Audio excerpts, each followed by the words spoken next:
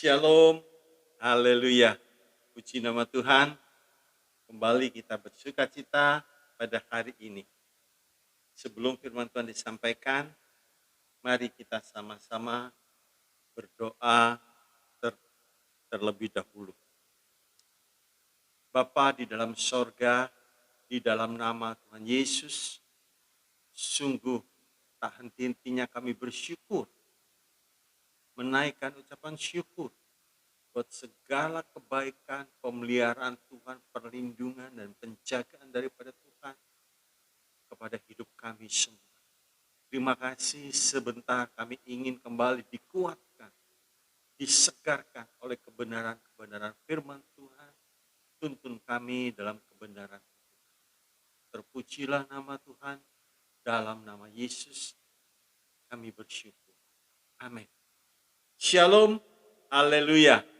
Puji nama Tuhan. Nah, pada hari ini kita akan melihat kembali sebuah judul tentang persaingan dalam dunia. Bapak, Ibu, Saudara dikasih oleh Tuhan, kita tidak bisa menghindar dari namanya persaingan. Tapi bagaimana sikap kita terhadap persaingan ini? Nah, kita sebagai umat Tuhan, anak-anak terang, kita mesti melihat kebenaran firman Tuhan dan bersaing sesuai dengan kebenaran firman Tuhan. Mari kita melihat di dalam Kejadian 26 ayat 18 sampai yang ke-24. Demikian.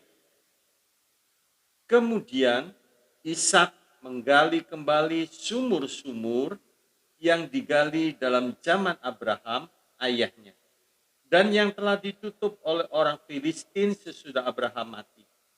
Disebutkannya lah nama sumur-sumur itu menurut nama-nama yang telah diberikan oleh ayahnya. Ketika hamba-hamba Ishak menggali di lembah itu, mereka mendapati di situ mata air yang berbual-bual airnya. Lalu bertengkarlah para gembala Gerar dengan para gembala Ishak. Kata mereka, air ini kepunyaan kami. Dan Ishak menamai sumur itu Esek, karena mereka bertengkar dengan dia di sana. 21 kemudian mereka menggali sumur lain dan mereka bertengkar juga tentang itu. Maka Ishak menamai sumur itu Sitna. Ia pindah dari situ dan menggali sumur yang lain lagi, tetapi tentang sumur ini mereka tidak bertengkar. Sumur ini dinamainya Rehobot. Dan ia berkata, sekarang Tuhan telah memberikan kelonggaran kepada kita, sehingga kita dapat beranak cucu di negeri ini. 23. Dari situ ia pergi ke Beersheba. Lalu pada malam itu Tuhan menampakkan diri kepadanya serta berfirman, Akulah Allah ayahmu, Abraham. Janganlah takut, sebab aku menyertai engkau, aku akan memberkati engkau dan membuat banyak keturunanmu, karena Abraham hambaku itu.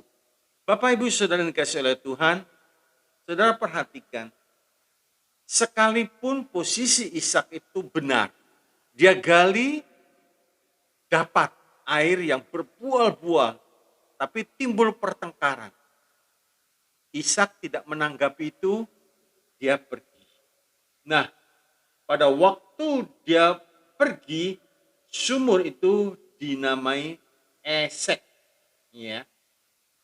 Gali lagi, dapat air, bertengkar lagi. Akhirnya Ishak memberi nama Sitna. 2 kali Ishak mengalah, tidak mau ribut. Kali yang ketiga menggali, ternyata tenang. Di situ dinamai Rehobot. Nah, setelah 2 kali saudara perhatikan, ternyata Tuhan tidak tinggal diam. Pada waktu Ishak pergi ke Berseba, di situ Ishak mendapat pernyataan dari Tuhan sendiri, "Akulah Allah ayahmu Abraham. Janganlah takut, sebab aku menyertai engkau. Aku akan memberkati engkau dan membuat banyak keturunanmu karena Abraham hambaku itu." Jadi berkat itu bukan hasil dari pertengkaran, dari sengketa, tidak. Kitab Roma mengatakan, janganlah membalas kejahatan dengan kejahatan. Nah, kita akan melihat, kalau kita melihat hari-hari ini, persaingan dalam setiap segi begitu ketat sekali.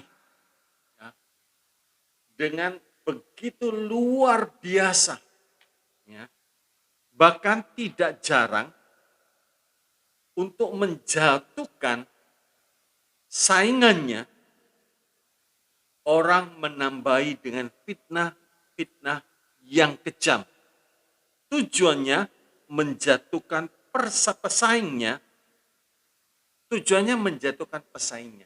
Saya masih ingat seorang yang buka warung, begitu ramai sekali, sebelahnya saingannya sepi. Terus dia menebarkan fitnah-fitnah yang jahat, ternyata fitnah itu kena. Akhirnya warung yang ramai ini jadi sepi, sebab difitnah sesuatu yang jelek. Nah, bagaimana kita sebagai orang beriman dalam menyikapi hal-hal seperti ini? Orang akan tidak suka dengan kita manakala kita berhasil sukses. Kalau kita tidak berhasil, tidak sukses, ngapain orang tidak suka kepada kita? Berhasil aja kagak, saudara. Nah, kita akan melihat bagaimana kita sebagai orang beriman dalam menyikapi hal-hal seperti ini. Di dalam Kejadian 26 ayat 12 sampai yang ke-17, ternyata Ishak ini diberkati Tuhan luar biasa sampai berlipat kali, 100 kali ganda. Sampai Raja Filistin, Abimelek, itu jadi tidak suka kepada Ishak. Akhirnya Ishak diusir pergi. Karena dia berhasil, ternaknya berhasil, semua berhasil. Nah, jadi kita melihat orang membenci karena Ishak diberkati oleh Tuhan sehingga berhasil 100 kali lipat dan diiri. Yang tidak suka, yang mengiri itu seorang raja. Bukan main, saudara. Ya, bukan main. Tanpa Tuhan pasti jatuh. Tanpa Tuhan pasti binasa. Ya. Nah, Ishak itu orang yang takut akan Tuhan dan tidak mau bertengkar. Sebab itu kita sebagai umat Allah, asal hidup kita benar, jangan takut. Sekalipun yang menekan kita bukan orang sembarangan. Dalam dunia ini, saudaraku, kita melihat penuh dengan tipu muslihat. Sebab itu kita perlu disertai Tuhan senantiasa. Kita perlu diberkati oleh Tuhan, sebab kita ini hidup menumpang di dalam dunia. Kita tidak butuh berkat sekali saja, tapi rutin. Setiap kali rutin membutuhkan berkat ini. Sebab itu kita harus pegang prinsip, kita harus hidup benar di hadapan Tuhan, sehingga Tuhan memberkati kita senantiasa. Tentu, kalau bisa berkat yang makin meningkat. Ya, itu satu kerinduan yang umum. Kalau kita bekerja, tentu kita ingin setiap tahunnya atau setiap bulannya omset penjualan kita makin lama makin meningkat. Kita nggak mau statis, apalagi turun. Ya, nah di dalam hal ini Tuhan tidak pernah salah meneruskan atau menghentikan berkat itu. Sebab Tuhan itu adil. Ini semua tergantung dari orangnya. Berkat Tuhan terus atau berhenti itu bukan dari Tuhan, tapi dari orangnya. Contoh, Saul dan Daud. Terhadap Saul, berkat Tuhan terhenti. Penyertaan Tuhan terhenti. Sebab Saul hidup tidak berkenan di hadapan Tuhan. Jadi bukan faktor Tuhannya, tapi manusianya. Terbukti kepada Daud, Tuhan menyertai, Tuhan memberkati, Tuhan menjadikan Daud berhasil. Lancar berkatnya, continue, terus menerus saudara. Itu Tuhan kita. Haleluya.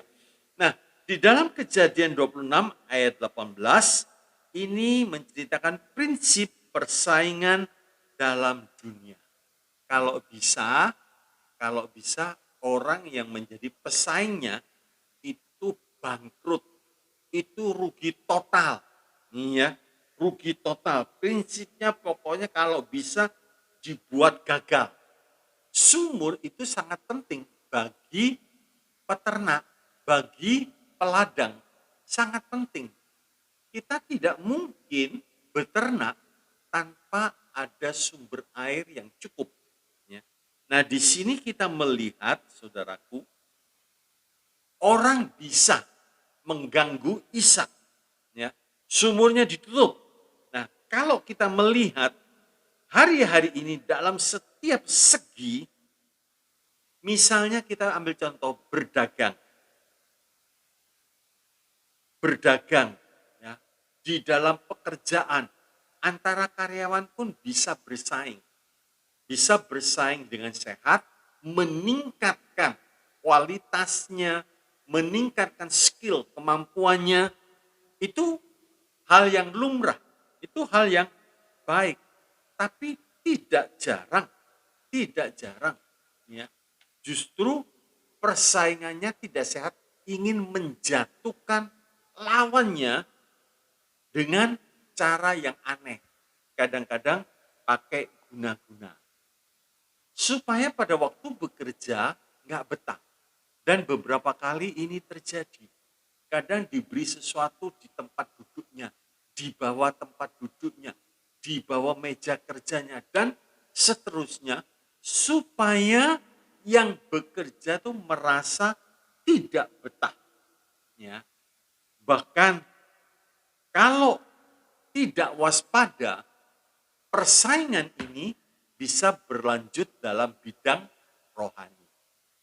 Bisa bersaing antar gereja. Bahkan dalam satu gereja antar pelayan. Nah, kita perlu waspada. Kalau ini sampai terjadi, ini betul-betul kesalahan yang sangat serius. Sebab dalam bidang rohani, jangan ada persaingan yang tidak sehat. Yang mengangkat dan yang merendahkan, yang menurunkan itu Tuhan. Kalau Tuhan memberi 5 talenta, yang 2 talenta jangan iri. Kalau Tuhan memberi 2 talenta, yang 1 talenta jangan iri. Semua dikembangkan dan Tuhan memberkati. Nah, kita akan melihat timbulnya persaingan itu sebab satu, ada banyak orang bekerja dalam bidang yang sama. Apalagi kalau itu di daerah yang kecil, ya. Mungkin orang itu buka warung makan. Ya. Biasanya saudaraku selalu muncul persaingan. Kalau dilihat, loh kok rame? Selidiki saudara. muncul persaingan. Nah, juga kita melihat, saudaraku, dalam bidang otomotif.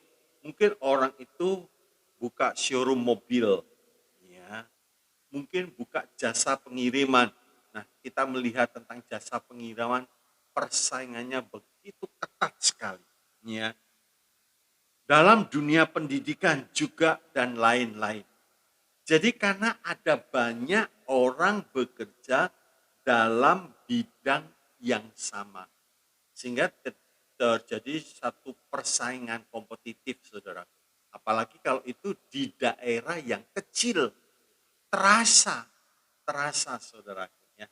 Yang kedua, pola perdagangan yang biasa. Pedagang itu pasti mencari jumlah keuntungan sebanyak mungkin. Konsumen mencari semurah mungkin. Jadi konsumen ini pergi ke toko A atau pergi ke toko B, diadu harganya, dilihat mana yang lebih murah, ya. Sehingga dalam hal ini timbul sebuah persaingan, ya. Sebuah persaingan. Nah, para pedagang itu juga mesti cerdik. Jangan mau-maunya sendiri, berdagang mau-maunya sendiri. Mesti melihat sikon, keadaan pasar bagaimana. Nggak bisa kita, pokoknya saya mau prinsipnya setiap item untung 25%. Mungkin begitu. Yang lainnya dikalkulasi. Oh, bisa. Ambil keuntungan 10% saja bisa. Nah, kalau pedagang ini nggak jeli, timbul sebuah persaingan karena konsumen selalu mencari barang yang lebih murah daripada toko-toko yang lain. Kalau dia ketemu di toko A mungkin itu jauh lebih murah, maka dia akan berbelanja di toko A. Yang ketiga, karena ingin meningkatkan hasil, maka dia pasti berusaha ingin maju. Untung mau lebih banyak, ya. Cari jalan. Nah, maka pasti pedagang lainnya kena akibat. Saya ambil contoh gini dalam bidang makanan. Mungkin di warung A atau di rumah makan A, ya. Dulu keuntungan per porsinya bisa 5.000 perak. Tapi karena ingin meningkatkan kuantitas atau jumlah yang dijual, dia berani mendiskon. Nggak apa-apa, untung 3.000, kalau dulu hanya bisa laku 50 piring, sekarang bisa 150 piring dengan keuntungan 3.000 perak. Dihitung-hitung, jauh lebih untung, pelanggannya jauh lebih banyak. Otomatis, ya, otomatis pedagang lainnya kena imbasnya. Ya. Pembeli dari tempat lain ke tempat dia karena harganya bersaing. Nah, orang ini punya metode, ingin meningkatkan hasil, dia ingin berusaha maju dalam jumlah yang besar, otomatis dia mempunyai satu strategi, dia mengurangi jumlah keuntungan proporsinya. Kalau dulu 5.000 perak, 50 porsi, berarti sehari dapat 250.000 rupiah dengan 50 pelanggan. Sekarang dia kurangi, mutunya sama, keuntungannya dikurangi sehingga menjadi 3.000 perak, tapi pelanggannya 150. Berarti yang lain kena tarik. Otomatis timbul persaingan. Ya. Jadi persaingan itu bisa timbul di mana-mana. Ya. Kita harus menyikapi dengan hati yang jernih. Yang keempat, persaingan timbul itu karena iri, karena benci. Ya. Seperti tadi kita melihat peristiwa Ishak. Nah, ini tentu persaingan yang tidak sehat. Istimewa kepada orang-orang beriman Jangan sampai timbul seperti ini iri. Kita mesti menyelidiki. Ya, kenapa usaha kita makin berkurang, makin sepi, apa sebabnya? Jangan sampai timbul iri, timbul benci. Di dunia ini persaingan umum, saudara. Di mana ada orang yang sukses, semua orang mengincar, ingin buka usaha yang sama. Sekarang kita melihat, saudaraku, jangan sampai kita mulai mempunyai pikiran-pikiran yang negatif. Ya. Kalau yang lain berhasil, wah jangan-jangan begini, jangan-jangan begitu. Tidak. Jauhkan itu semua. Kita berpikir dengan sehat, kita tanya sama Tuhan. Ya. Kita berdagang, libatkan Tuhan. Jangan libatkan emosi kita, ego kita, sehingga timbul iri, benci, fitnah, dan lain-lain sebagainya. B. Prinsip persaingan dari firman Tuhan. Yang pertama, tidak diberi oleh Tuhan, itu tidak dapat. Ya. Kalau tidak diberi Tuhan, ya tidak dapat. Coba kita melihat di dalam Yohanes 3 ayat yang ke-27. Yohanes 3 ayat yang ke-27. Dikatakan demikian, jawab Yohanes, tidak ada seorang pun yang dapat mengambil sesuatu bagi dirinya kalau tidak dikaruniakan kepadanya dari surga. Ya. Haleluya. Nah, di sini kita melihat prinsip persaingan dari firman Tuhan. Tuhan memberi, maka kita mendapat. Kalau Tuhan tidak memberi, ya tidak dapat. Sebab itu, saudaraku, di sini kita melihat Tuhan yang menentukan. Bukan berarti kita boleh santai. Oh, Tuhan yang menentukan. Kita usaha, kalau Tuhan menentukan kita tidak diberkati. Bukan begitu maksudnya, saudaraku. Bukan. Jadi, sukses atau tidaknya itu sepenuhnya dari Tuhan. Sebab itu, kalau saudara perhatikan dalam Ulangan 28, itu ada aturan mainnya. Diberkatilah engkau, diberkati. Kenapa? Coba kita melihat lebih dahulu Ulangan 28 ayat yang pertama. Ya. Ulangan 28 ayat yang pertama dikatakan, jika engkau baik-baik mendengarkan suara Tuhan Allahmu dan melakukan dengan setia segala perintahnya yang kusampaikan kepadamu pada hari ini, maka Tuhan Allahmu akan mengangkat engkau di atas segala bangsa di bumi. 2. Segala berkat ini akan datang kepadamu dan menjadi bagianmu jika engkau mendengarkan suara Tuhan Allahmu. Nah, saudara baca ayat 3 sampai yang ke-14. Jadi kalau kita mendengarkan baik-baik, jadi Tuhan akan menuntun kita di dalam kita bekerja, berdagang, baik sebagai karyawan, baik sebagai pemilik dan lain sebagainya. Tuhan akan menuntun kita, Tuhan akan memberitahu kepada kita, lakukan dengan setia. Jangan kita berdagang dengan culas, dengan curang, dengan tipu daya. Jangan, saudaraku. Ya. Sekarang saya beri contoh. Waktu Yusuf ditekan begitu habis, dirampasi sampai habis, ya. Tetapi kalau kita melihat Yusuf berjalan menurut firman Tuhan, sehingga pada saatnya Tuhan membuat Yusuf indah pada waktunya. Berkat Tuhan tidak pernah terlambat, tepat pada waktunya, dan Tuhan mengangkat Yusuf luar biasa. Sebab itu kita pegang prinsip-prinsip persaingan dari firman Tuhan, tidak diberi oleh Tuhan, ya tidak dapat. Jangan cari kambing hitam, menyalahkan Sikon, menyalahkan keluarga, dan lain sebagainya. 2. sikap dalam bersaing. Ya. Sikap dalam bersaing. Kita harus punya sikap yang baik antara lain. A. Hidup benar. Ya. Berkat Tuhan ada di atas kepala orang benar.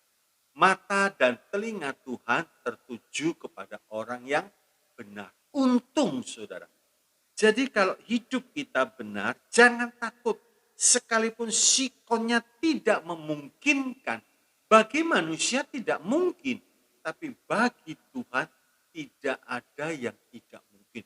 Kalau hidup benar, tangan Tuhan memberkati perjalanan hidupnya berhasil. Yakub 1 tongkat, pulang 2 pasukan. Pergi cuma 1 tongkat dan 1 buntalan pergi dia. Tapi tangan berkat Tuhan menyertai Yakub. Di mana dia sampai berkat Tuhan terus menyertai. 1 tongkat jadi 2 pasukan. Bukan main. Sebab itu sikap kita harus benar. Ya, jangan ikut-ikut pola, cara pikir, cara dagang orang yang tidak takut akan Tuhan. Segala cara dihalalkan, saudara. Tapi kita tidak bisa. Berapa banyak orang bersaksi waktu tokonya dibuka, ternyata di depan toko disiram beras kuning. Dia pikir, ambil ayam, suruh makan ayam. Terus dikasih ini, kasih itu depan tokonya. Dengan tujuan supaya tidak laku. Tapi kalau Tuhan memberkati tadi Yohanes 3:27, berkat itu pasti sampai. Sebab itu saudaraku, bersainglah sesuai dengan kebenaran firman Tuhan. Dan Tuhan menuntut kita untuk hidup terus berkenan kepada Tuhan. Ya. Sekalipun sepi dan lain sebagainya, daging kita ingin protes. Daging kita ingin bersuara suara yang negatif. Tetapi firman Tuhan menunjukkan, memimpin, sehingga kita tidak sampai tergelincir, tidak sampai jatuh saudaraku dalam persaingan yang tidak sehat. Percayalah saudara, memang makin lama, makin kompetitif, makin persaingan itu makin ketat. Saudara. Makin ketat. Juga dalam mencari pekerjaan, makin lama tenaga kerja itu makin banyak, lowongan pekerjaan, lapangan pekerjaan tidak mengimbangi, tidak bisa sesuai dengan produk yang dihasilkan tenaga kerja dan yang menyerap tenaga kerja, sehingga timbul persaingan yang begitu ketat, ya, begitu ketat. Nah, kita perlu memperhatikan, baik sebagai karyawan, jangan ikut-ikutan yang tidak benar. Pakai cara-cara yang tidak benar. Kadang pergi di dalam saku celananya, dia simpan jimat. Supaya nanti kalau wawancara dengan pimpinan perusahaan tersebut bisa tunduk. Jangan. Bagi orang beriman, jangan pakai cara-cara seperti itu. Tuhan akan menempatkan kita sesuai dengan kemampuan kita. Ya. Yang B, kita melihat tekun berdoa dalam roh dan kebenaran. Kenapa saudaraku? Sebab orang yang berdoa di dalam roh dan kebenaran, itu kuasa doa seperti ini besar, saudara. Sebab itu jangan ragu-ragu akan kuasa. Betul, saudara. Kalau kita mungkin menghadapi perdagangan yang lagi menurun atau sepi, begitu saudara. Jangan ragu-ragu, datang kepada Tuhan. Berdoa sungguh-sungguh, minta kepada Tuhan. Berdoalah di dalam roh dan kebenaran. Ya. Sekalipun persaingan menurut akal yang wajar sulit, tapi Tuhan punya ribuan bahkan jutaan jalan untuk memberkati kita. Tuhan tidak terbatas, saudara. Waktu Tuhan dimintai duit, ya, Tuhan punya jalan, berkata kepada Petrus, pancing ikan, dapat duit. Cara Tuhan macam-macam. Waktu Petrus gagal, Petrus, labuhkan pukatmu, pergi ke tempat yang lebih dalam. Berhasil, saudara. Sekalipun menurut akal para nelayan tidak mungkin. Di siang hari menjala ikan sudah tidak mungkin. Tapi bagi Tuhan mungkin. Buktinya berhasil sampai hampir karam perahu itu. Karena sukses yang besar. Jadi jangan ragu-ragu, saudara. Sebab apa? Sebab apa? Kecurangan tidak membuat kita menjadi berhasil. Justru membuat kita terputus dengan Tuhan. Sebab ada pelanggaran-pelanggaran di dalamnya. Kalau orang beriman melakukan kecurangan, itu berarti sedang melakukan pelanggaran. Dan firman Tuhan mengatakan dosamu yang memutuskan hubungan orang itu dengan Tuhan. Ingat satu ayat. Kalau kita ingat banyak ayat, terus kita mengimani Mazmur 24, ini jaminan Tuhan, saudara. Mazmur 24 ayat yang pertama. Saudara perhatikan, Mazmur Daud. Tuhanlah yang empunya bumi serta segala isinya dan dunia serta yang diam di dalamnya. Itu Tuhan, saudara, yang punya. Tuhan yang punya. Masa Tuhan gak bisa memberkati umatnya? Sangat-sangat tidak mungkin. Sangat-sangat tidak mungkin, saudara. Tuhan yang kata, aku nih yang mempunyai bumi, serta dunia, serta yang diam di dalamnya. Jadi Tuhan yang punya. Jangan kita ragu, saudara. Jangan kita takut. Ya. Kalau kita mengerti kebenaran firman Tuhan, terus kita ucapkan dengan iman, seluruh kehidupan kita dikuatkan. Firman Tuhan itu menghiburkan, menghidupkan, memberi kekuatan. Ya. Sehingga kita tidak ada pikiran-pikiran bimbang, ragu. Kalau kita sudah minta kepada Tuhan, tapi kita ragu. Firman Tuhan berkata, jangan harap dapat apa-apa. Orang yang bimbang, orang yang mendua hatinya, jangan harap dapat apa-apa. Kan rugi. Sudah berharap kepada Tuhan tapi bimbang, tapi ragu, enggak dapat. Sebab itu isi. Berbagailah orang yang merenung-renungkan firman Tuhan siang dan malam. Ia seperti pohon yang ditanam di tepi aliran sungai, yang berbuah pada musimnya. Haleluya. Kalau kita merenungkan firman Tuhan, terus kita ucapkan. Di Bilangan 14 ayat 28, apa yang kamu ucapkan, itu yang aku jadikan. Jadi kenapa kita takut? Ya. Belajar, saudara, berdoa dalam roh dan kebenaran, sehingga firman Tuhan yang kita baca, waktu kita berdoa timbul iman. Nah, timbul iman. Orang benar, orang beriman hidup dari iman kepada iman. Haleluya. Haleluya. Yang C, cerdik dan tulus. Ya. Kita boleh cerdik, saudara. Jangan kita bodoh. Cerdik, hendaklah engkau cerdik seperti ular, tulus seperti burung merpati. Nah, jangan bodoh. Kalau bodoh, firman Tuhan mengatakan orang bodoh mati karena kurang akal budi. Jadi kita diberi pikiran, kita mesti cerdas, cerdik, melihat, saudara. Sebab dunia ini penuh dengan tipu daya dan kekerasan kejahatan. Di dalam 2 Timotius 3 ayat 13 dikatakan, sedangkan orang jahat dan penipu akan bertambah jahat.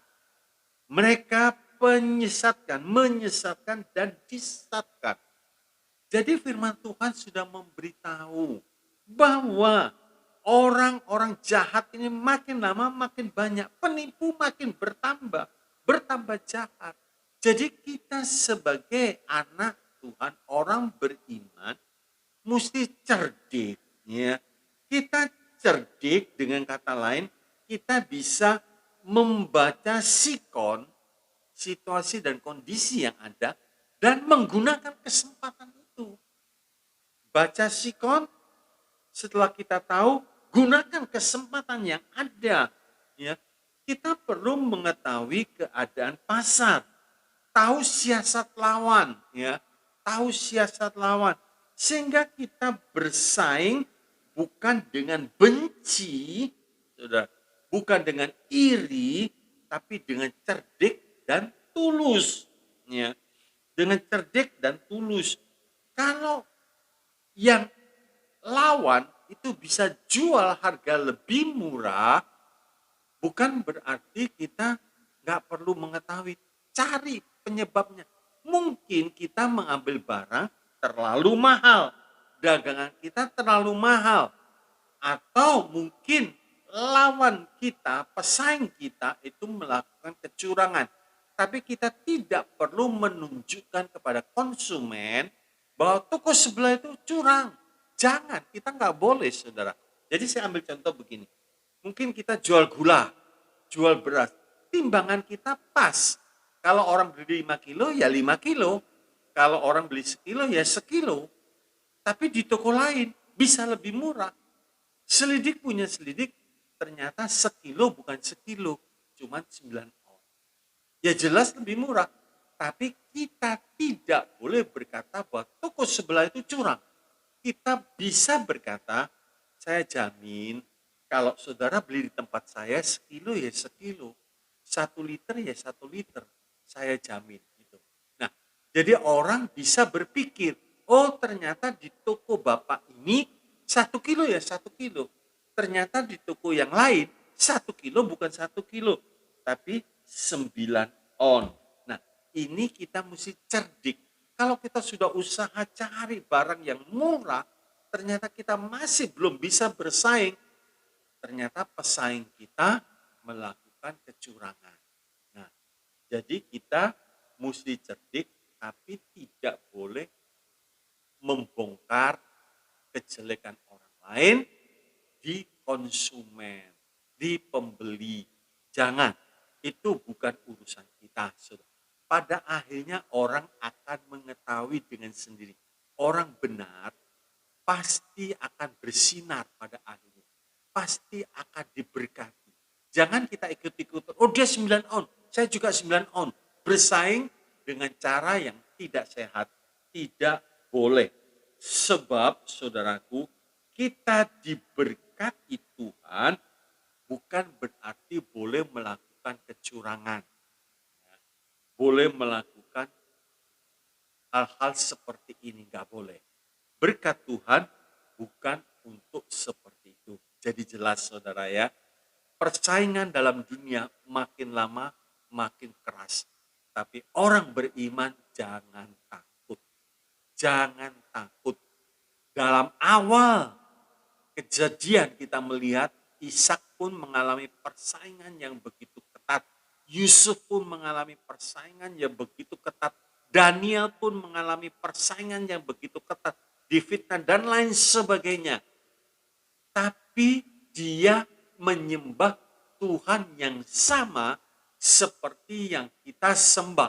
Kalau Tuhan bisa memberkati Yusuf, kalau Tuhan bisa menolong Yusuf, kalau Tuhan bisa memberkati Ishak, kalau Tuhan bisa menyelamatkan Daniel, Tuhan bisa memberkati Ayub 2 kali lipat, Tuhannya sama. Tuhan Yesus tidak pernah berubah. Dulu dia memberkati, sekarang dia memberkati. Sampai ke akhir, dia tetap Allah yang memberkati. Itu tergantung kitanya. Kalau Tuhannya tidak pernah berubah. Tuhan itu setia, tidak pernah berubah. Sebab itu kita jangan khawatir, kita jangan ragu saudaraku. Nah, di dalam Kejadian 26 ayat 19 sampai 24 Kejadian 26 ayat 19 sampai 24. Nah, di sini kita melihat persaingan yang dihadapi Ishak. Itu Ishak menghadapi orang Filistin dan orang Gerar. Ini bersaing dengan Ishak, tapi dengan cara-cara yang begitu jahat dan sangat merugikan Ishak. Bagian Ishak bukan untuk membalas. Bagian Ishak mengampuni, bukan membalas. Dan saudara perhatikan, sumur pertama bertengkar, sumur kedua Sitnah bertengkar, sumur yang ketiga Rehobot, tidak terjadi pertengkaran. Bahkan hasil dia mengalah, Tuhan memberikan jaminan di Berseba.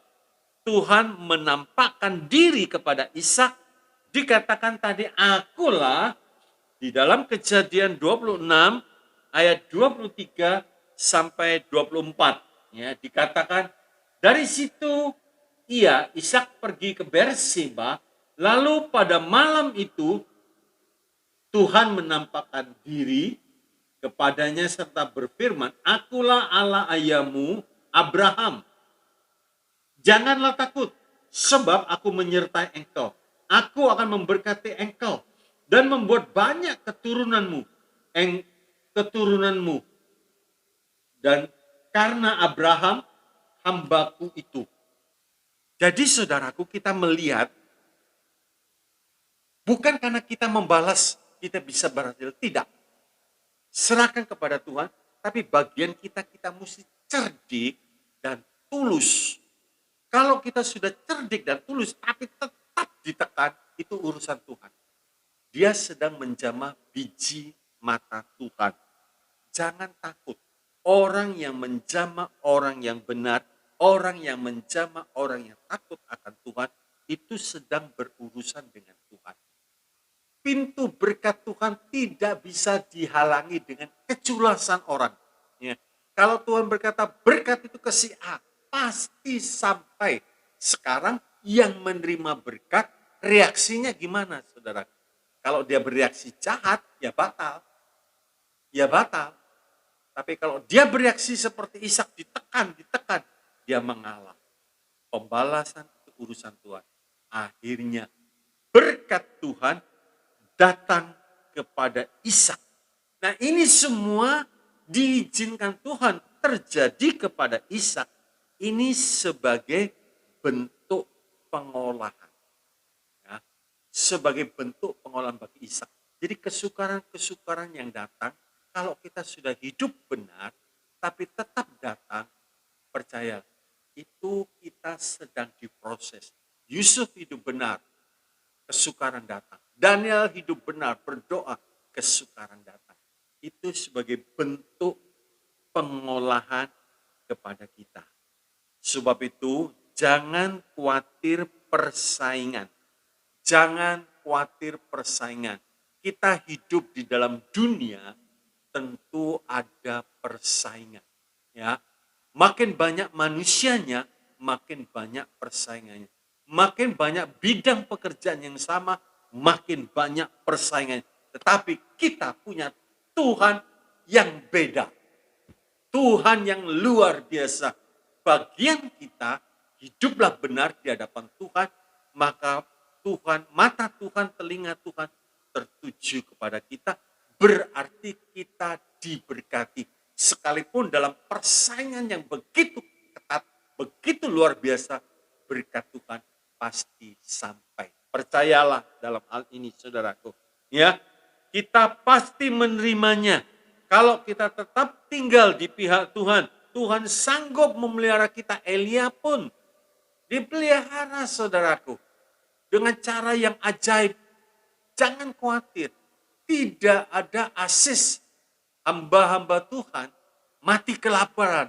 Umat Tuhan yang berharap kepada Tuhan tidak mungkin mati kelaparan, saudara. Enggak mungkin. Burung di udara Tuhan pelihara. Tuhan jaga. Tuhan curahkan berkatnya. Haleluya. Bapak, Ibu, Saudara yang dikasih oleh Tuhan, kita jangan fokus kepada persaingan yang jahat. Bagaimana kita mengalahkan persaingan yang jahat dengan cara yang jahat? Tidak. Tidak.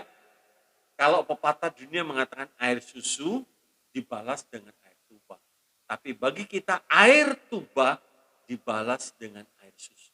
Orang berbuat jahat kepada kita dibalas dengan kebaikan. Kalau seterumu lapar, beri dia makan. Kalau seterumu haus, beri dia minum. Justru kita mengeluarkan hasil yang luar biasa. Kita diperkenan oleh Tuhan. Kesimpulannya, haleluya. Kalau kita bersaing dengan sehat dan selalu ada di pihak Tuhan, kalau kita bersaing dengan sehat dan selalu ada di pihak Tuhan, maka pasti Tuhan akan memberkati kita terus-menerus. Sebab di dunia ini apa yang sedang terjadi nggak lepas dari kontrol Tuhan. Ya, nggak lepas dari pengawasan Tuhan. Sebab dikatakan mata Tuhan mengawasi orang yang baik, mata Tuhan juga mengawasi orang yang jahat. Jadi orang yang melakukan baik, kebenaran, itu diawasi oleh Tuhan. Bukan Tuhan tidak mengawasi.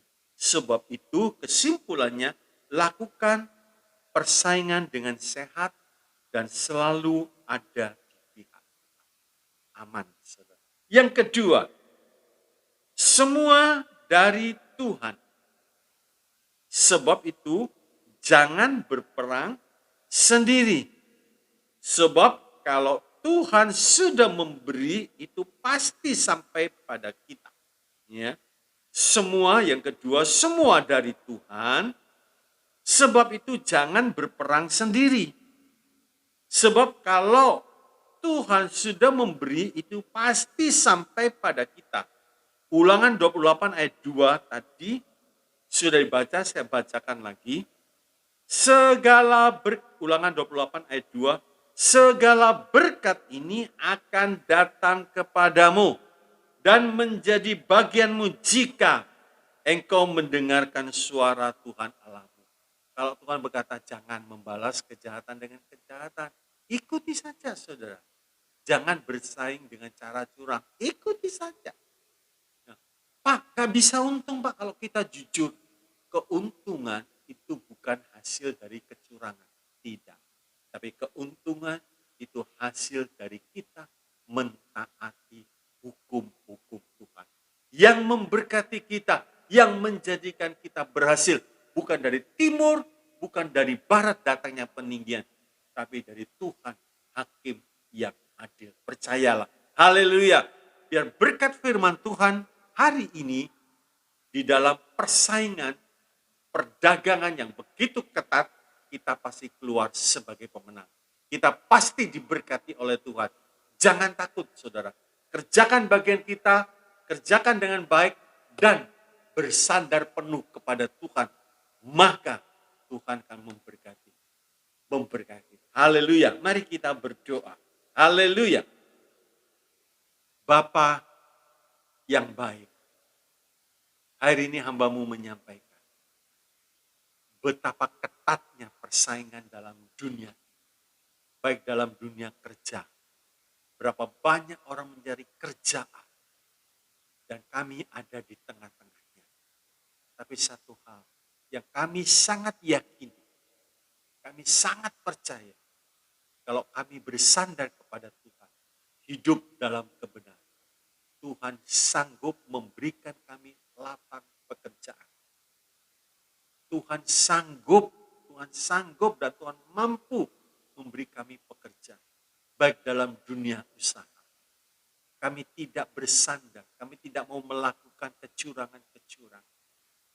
Kami mau bersandar kepada Engkau. Kami mau melakukan kebenaran.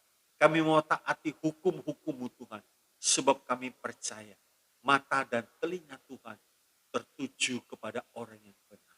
Dan berkat Tuhan ada di atas kepala orang yang benar. Sebab itu dengan yakin kami berkata, Tuhanlah penolongku. Aku tidak takut apa yang dikerjakan oleh manusia.